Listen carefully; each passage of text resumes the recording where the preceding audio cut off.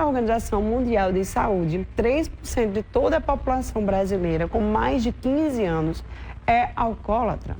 Percentual aí que representa mais de 4 milhões de pessoas. Mas como lidar com pessoas com alcoolismo? A gente vai conversar agora, né? Eu vou conversar com o psicólogo, o doutor Gênesis Meirelles, ele já está aqui para tirar todas as nossas dúvidas. Se você quiser participar do nosso programa, tirar suas dúvidas, também pode através do nosso WhatsApp, que está aparecendo na sua telinha, 981457570, tá? Se você passa por isso, se tem uma pessoa que você conhece que passa, se você está querendo ajudar e não sabe como fazer, manda aí a sua pergunta, que o doutor está aqui para te ajudar, tá bom? Doutor Gênesis, tudo bem? Seja bem-vindo aqui ao nosso Manhã da Gente. Primeiro, eu quero saber o seguinte, o que é considerado uma pessoa alcoólatra? Bom, para a gente fazer esse diagnóstico, né, até esse termo alcoólatra ele não é mais usado. Assim, geralmente a gente evita porque tem um estigma em torno desse termo, né? Mas para uma pessoa ser dependente de álcool, ela precisa cumprir alguns critérios diagnósticos, né? Sim. E aí a gente entende para esses critérios a tolerância, a abstinência e a síndrome de abstinência. E aí como é que isso funciona? A pessoa ela começa a tomar o álcool e o corpo dela vai se habituando àquela substância. Então ela vai precisar de uma dose cada vez maior para ela sentir o efeito que ela sentia com uma dose menor antes. Certo. E à medida que ela faz isso, ela passa a consumir automaticamente mais álcool. E aí isso implica em várias outras doenças, né? Esse dado que você trouxe da Organização Mundial de Saúde, eles apontaram também que 5% das mortes do mundo inteiro são em decorrência direta ao álcool. Nossa. Me diga uma coisa, né? É verdade que o álcool ele pode também estar mudando a personalidade das pessoas?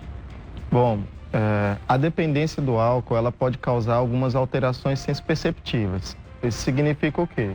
Quando a pessoa consome o álcool, ela, dependendo da pessoa, ela pode ter alterações sensperceptivas da visão e da audição. Então, quando ela está consumindo, chega um momento que ela começa a ver coisas que não estão no ambiente e ela começa a escutar coisas que não estão no ambiente. Não são todas as pessoas que vai acontecer isso, né?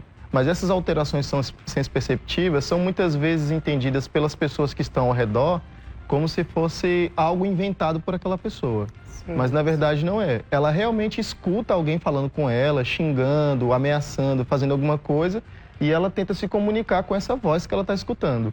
E a outra, que é a alucinose, né, que ela consegue ver o que está acontecendo, ela vê alguém e ela sai correndo ou ela parte para cima. Ela não faz distinção se é um familiar ou se é uma pessoa conhecida. Dependendo do estado de adoecimento dessa pessoa, ela pode desenvolver isso. E a gente vai chamar isso de delírio, que é quando a pessoa tem uma ideia fixa de que alguém está perseguindo ela, querendo fazer mal a ela. E a alucinose, quando ela começa a escutar coisas ou ver coisas que não existem. Isso dentro da intoxicação alcoólica e na abstinência alcoólica. O que é que caracteriza uma alcoólatra? Quais são as características de uma pessoa alcoólatra? Uma pessoa que não consegue parar de beber, uma pessoa que não consegue mais escolher... Bebe até de manhã, café da manhã já está ali, bebendo. Isso. E ela não consegue escolher. A dependência é caracterizada por isso. Ela, ao invés dela dizer, não, hoje eu não vou querer tomar essa bebida. Mas aí ela experimenta um estado de fissura, que é um desejo muito forte pela substância, e ela não consegue escolher se ela vai beber ou não. Nossa. Ela vai pelo impulso de consumir a substância. Isso acontece porque o álcool age num sistema de recompensa do nosso cérebro. Isso significa que ele causa um prazer muito bom, um prazer muito exagerado, toda vez que a pessoa bebe. Então, o recurso da bebida para ela vai ser sempre um recurso interessante, seja numa briga familiar, seja numa dificuldade de trabalho, seja na dificuldade dos estudos. Ela vai recorrer a essa substância como alternativa para se sentir melhor. Maravilha. Tá aí, vamos lá, vamos soltar a primeira pergunta aqui do nosso telespectador. Bora lá, gostaria de saber se tem algum lugar aqui em João Pessoa que faz algum tratamento gratuito. Existe algum lugar, doutor? Existe. Os CAPS-AD são Centros de Atenção Psicossocial, álcool e outras drogas. E lá tem uma equipe muito profissional. A gente tem psicólogo, tem enfermeiro, tem técnico de enfermagem, tem assistente social, tem terapeuta ocupacional, tem médicos. Tem tudo, então? Todos. Quase todos os profissionais da saúde a gente encontra num CAPS. E lá tem grupos específicos também, tratamento específico para a pessoa que faz consumo de álcool e outras drogas. Maravilha. Deixa eu te fazer outra pergunta. O alcoolismo, né? Uma pessoa alcoólatra, ela pode, isso pode desenvolver uma depressão, uma ansiedade futura? Geralmente a pessoa já tem isso antes. Já tem isso, por isso que começa o vício. E aí ela consome o álcool numa tentativa talvez mal sucedida de lidar com isso. Tipo assim, uma fuga? Às vezes sim. Mas aí a gente chamar de fuga, a gente está sendo superficial. Porque o álcool não é só isso, né? Uma pessoa, por exemplo, que tenta suicídio, a gente muitas vezes acha que ela está tomando álcool para criar coragem. E às vezes não. Às vezes o álcool impede ela de fazer isso. Porque o álcool é uma tentativa dela conseguir uma sensação de felicidade que ela não tem. Os primeiros efeitos do álcool, o álcool tem um efeito estimulante do sistema nervoso central. Então, por isso que quando a gente bebe, ou quando as pessoas bebem, a gente vai no barzinho e vê todo mundo muito alegre, muito eufórico no começo, né? E no final, as pessoas estão muito depressivas, porque o álcool ele é uma droga depressiva do sistema nervoso central. Mas o primeiro efeito é antidepressivo. Depois ele deprime o sistema nervoso central. E aí você não consegue caminhar direito, você não consegue falar direito, porque as conexões entre os neurônios do seu cérebro, elas foram prejudicadas. Tem pessoas que ficam felizes, tem pessoas que ficam tristes, tem pessoas que ficam agressivas, né? Existem várias... Bom, eu acho que existem vários tipos de pessoas quando bebem, né? Tem aquela que está feliz. Nossa, eu bebi, fico feliz, alegre, enfim. Já outras, termina a bebida, sei lá, fica triste, bebe, fica ali uma tristeza só. E já outras ficam muito agressivas, né, doutor? A gente tem uma pergunta que eu acho que é bem relacionada sobre isso, é isso? Eu acabei de falar, ela disse que tem uma pergunta relacionada a isso. Meu marido é alcoólatra e ele fica muito agressivo. Ele fala muita besteira, o que posso fazer? Ou seja, dessas 3 coisas que eu falei, né, ela já falou que o marido fica agressivo quando bebe. Por que isso acontece, doutor? O álcool, ele desinibe muitas coisas na gente também. Então, ele impede a gente de controlar determinados impulsos, determinados comportamentos quando a gente está intoxicado pelo álcool. Então, quando estamos sob o efeito do álcool. Coisas que você não consegue dizer de maneira sóbria, você consegue dizer quando está embriagado. Porque ele desinibe a gente, né? A gente consegue conversar outras coisas que a gente não conversaria não estando sob o efeito do álcool. Mas como eu tinha dito antes, a gente tem que fazer um diagnóstico diferencial para entender o que se trata isso, né? Se quando ele está falando alguma coisa que é algo que ela não gosta, mas essa coisa não tem conexão nenhuma, ele fala uma coisa, mas essa coisa não tem a ver com o que ele está dizendo, ela não tem um fio condutor da conversa, aí a gente vai tentar entender o que está se tratando isso. Será que é uma alucinose? Será que é um delírio? Será que ele está... o efeito tóxico do álcool no corpo dele produziu essas alterações sensperceptivas, produziu uma desorganização do pensamento, uma desorganização da linguagem. A gente precisa avaliar. Eu indicaria um CAPS para ela procurar um serviço, um centro de atenção psicossocial, para receber mais orientações, tanto da equipe profissional, multiprofissional inteira. Para chegar nessa fase de alcoolismo, né? Como é que a gente sabe que a pessoa já está chegando? A gente reconhece isso quando a frequência do uso de álcool ela é mais intensa. Se a pessoa bebe todos os dias, por exemplo, aí a gente tem um péssimo prognóstico. Porque é uma pessoa que ela não consegue mais, né, escolher se ela vai beber ou não, e ela está criando uma tolerância. Isso quer dizer que ela não vai conseguir ficar sob efeito do álcool com uma latinha só. Certo. Ela vai precisar de uma caixinha, depois que passar de uma caixinha, ela vai precisar de uma bebida destilada, depois que passa de uma bebida destilada, ela vai precisar de várias garrafas de bebida destilada. E aí isso vai prejudicar o corpo dela. O álcool tem uma característica que é degradar uma vitamina que a gente tem no corpo, que é a vitamina B1. Essa vitamina ela é responsável pela bainha de mielina, pela construção da bainha de mielina de um neurônio. Certo. Então, quando a gente começa a consumir o álcool de maneira excessiva e abusiva, a gente vai degradando essa bainha. E isso impede que um neurônio se comunique com o outro, né? O impulso elétrico se comunique com o outro.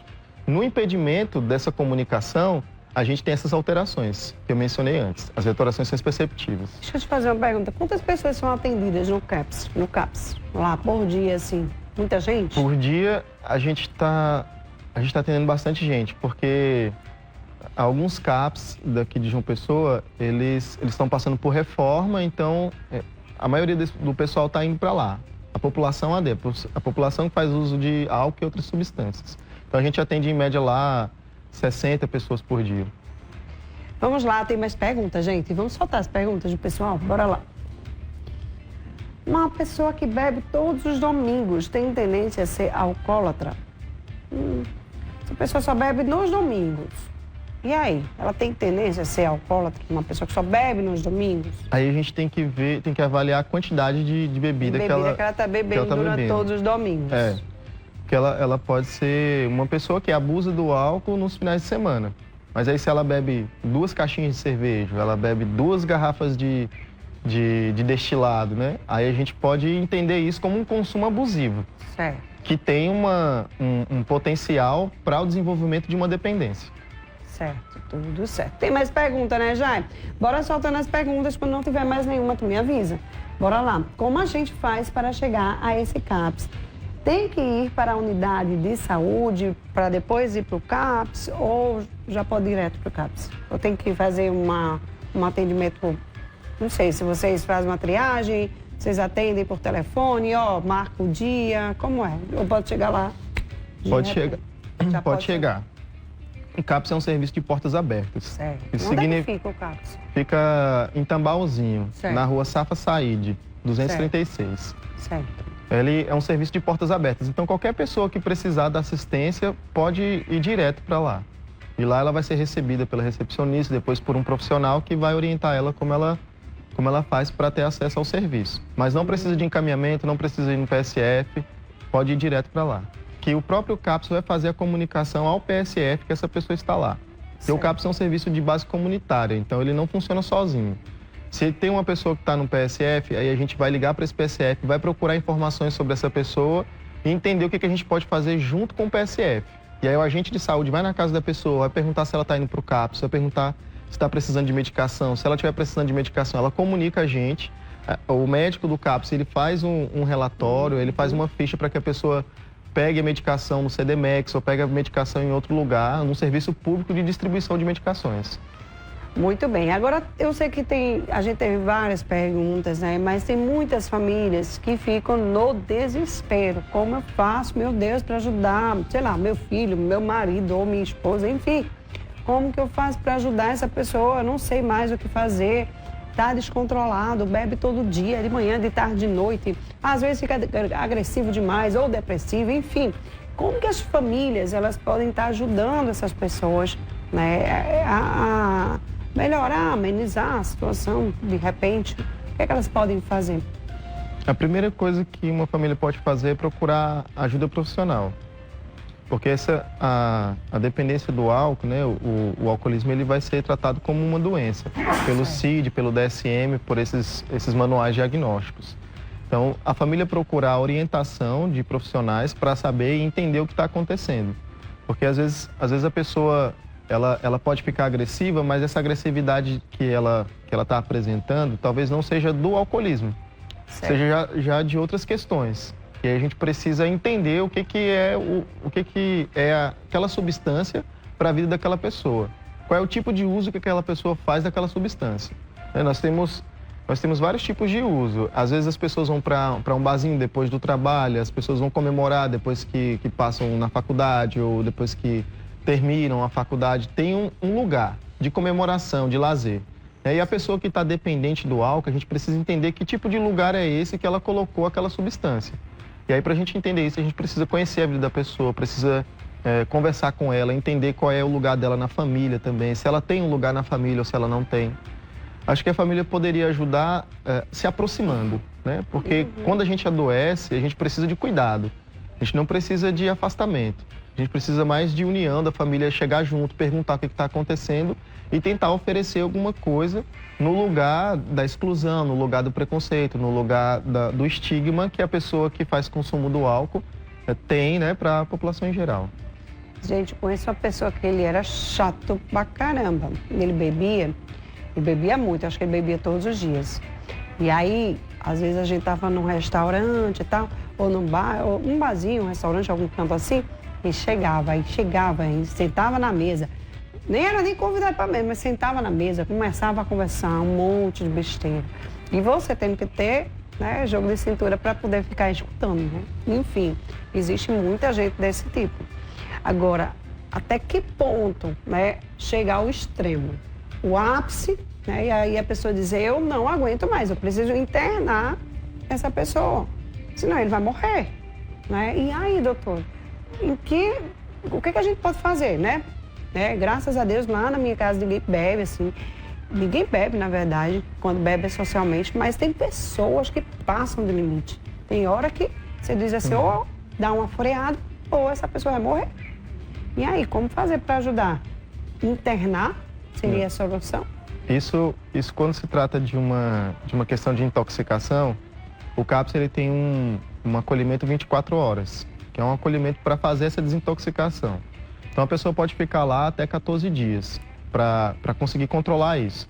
Se essa pessoa está numa intoxicação aguda, se ela está, né, no chão, se ela teve um coma alcoólico, se ela está vomitando, enfim, se ela estiver muito chata mesmo e a gente não conseguir controlar ela muito agressiva, a gente pode levar no hospital geral. Aqui a gente tem o trauminha de Mangabeira. Certo. O trauminha de Mangabeira ele vai fazer a desintoxicação. A pessoa vai para lá, ela vai receber medicação, hidratação e todo o cuidado da equipe de lá. Certo. Depois que ela passa por esse processo de desintoxicação lá, da fase aguda da intoxicação pela substância, ela pode ir para o CAPS e aí lá ela vai ser acompanhada pelos psicólogos, pelo terapeuta ocupacional, por todos os outros profissionais da equipe que vão dar assistência tanto para essa pessoa, quanto para a família, quanto para o agente comunitário de saúde ou PSF que acompanha ela.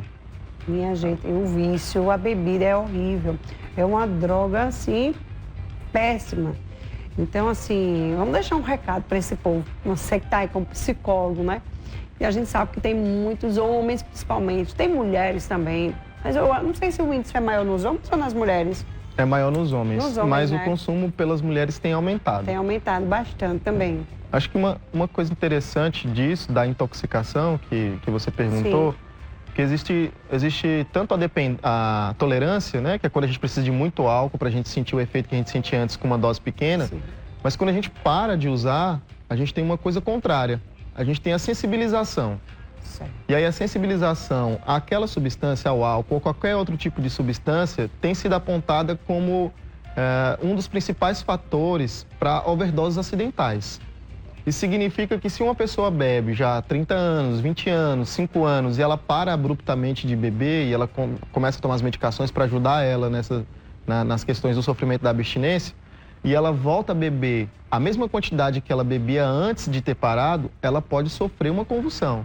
Ela pode sofrer uma overdose acidental, tanto para o álcool quanto para as outras substâncias. Então, assim, se a pessoa passou muitos anos sem beber e de repente ela inventou de beber novamente, não começa a beber a mesma quantidade que você bebia quando parou. Se for beber, você ter essa consciência de que isso é perigoso. Isso pode levar você a ter uma convulsão, pode levar você a ter uma overdose. Pode ser genético também, doutor? Tem um fator... Pais que bebem muito, os filhos podem vir né, também passar a beber, ter essa tendência? Os estudos genéticos, eles apontam para uma sensibilidade. Então, as pessoas que têm uma dependência mais intensa do álcool, segundo esses estudos, elas têm um pouco mais de sensibilidade àquela substância. Então, quando ela consome, ela sente um prazer mais intenso do que as pessoas que não têm esse componente genético, né? Certo. Mas ainda não é bem explicado isso. Geralmente, o consumo de álcool ele é explicado multifatorialmente. Então, são vários fatores que influenciam. Um desses fatores é a gente perceber que o consumo de álcool é feito por 43% da população mundial. Uhum. Então você imagine a ferocidade dessa indústria, né?